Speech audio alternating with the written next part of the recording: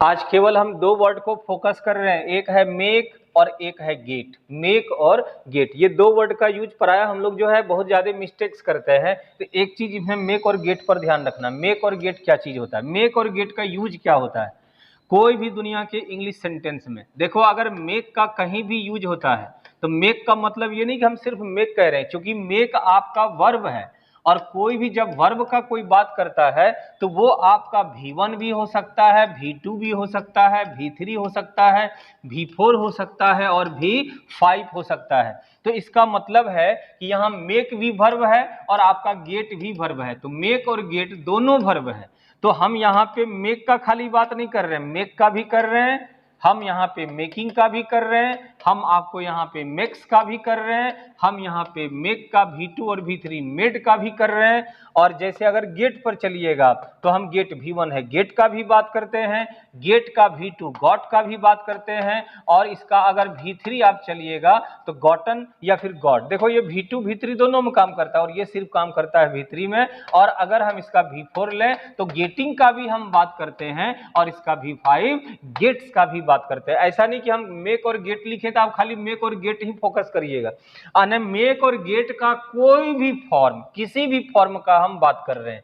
तो अब यहां देखो क्या चीज है, रूल कहता है कि मेक का कोई भी फॉर्म अगर कहीं भी इंग्लिश सेंटेंस में यूज होता है तो मेक हमेशा अपने बाद पहले एक ऑब्जेक्ट लेता है, लेकिन इसके बाद इसको टेंस से कोई लेना देना नहीं है, और इसके बाद जो भी वर्ब होगा वो हमेशा V1 के ऑर्डर पर रहता है। ये मेक की रूल है। मेक किसी भी फॉर्म में जा सकता है, V1 V2 V3 V4 V5, लेकिन मेक हमेशा अपने बाद हर हाल में एक ऑब्जेक्ट लेगा और ऑब्जेक्ट के बाद जो भी वर्ब आएगा वो हमेशा V1 के फॉर्म में रहेगा। और दूसरा रूल आप यहाँ पे गेट का देख लीजिए। अब गेट अपने बाद भी हमेशा लेता है एक ऑब्जेक्ट, लेकिन इसके बाद जो भी वर्ब आएगा वो हमेशा V3 में रहेगा। ये आपका फॉर्मूला हो गया मेक और गेट का। आप इसको लिख सकते हैं और हम आपको एग्जांपल दे करके समझा रहे हैं। जैसे सेंटेंस आप किसी को बोले कि मैं तुमको समझाता हूं, तो मान लो I make you dot dot dot. अब आपको ऑप्शन दे देगा खाली जगह भरने के लिए, ठीक है। आई make you dot dot dot. मान लो ऑप्शन यहां आपको एग्जाम में पूछ दिया, यही सवाल ए नंबर में दिया, एक आपको दिया है टू अंडरस्टैंड, ए नंबर हो गया।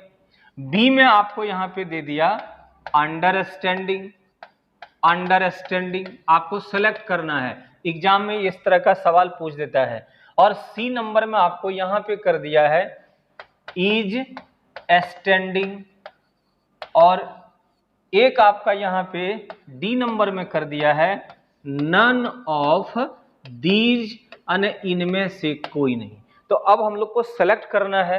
तो हम अभी आपको फॉर्मूला क्या पढ़ा है, देखिए कि मेक का कोई भी फॉर्म अगर कहीं भी यूज होता है तो मेक अपने फौरन बाद पहले लेता है ऑब्जेक्ट। तो यू इस जगह, क्योंकि वर्ब के बाद जो भी वर्ड आता है क्या बताए कि वो ऑब्जेक्ट, मैक्सिमम चांसेस होता है कि वो ऑब्जेक्ट होता है। तो यहाँ यू आपका ऑब्जेक्ट है और मेक अपने बाद जब ऑब्जेक्ट लेगा और ऑब्जेक्ट के बाद कोई भी वर्ब जो आएगा वो V1 के फॉर्म में रहेगा। तो अब देखो V1 के फॉर्म में टू अंडरस्टैंड, टू हम प्रीपोजिशन का बात नहीं किए हैं। यहाँ पे इज स्टैंडिंग आप EJMR लगा के हेल्पिंग वर्ब कर दिया, ये भी नहीं होगा।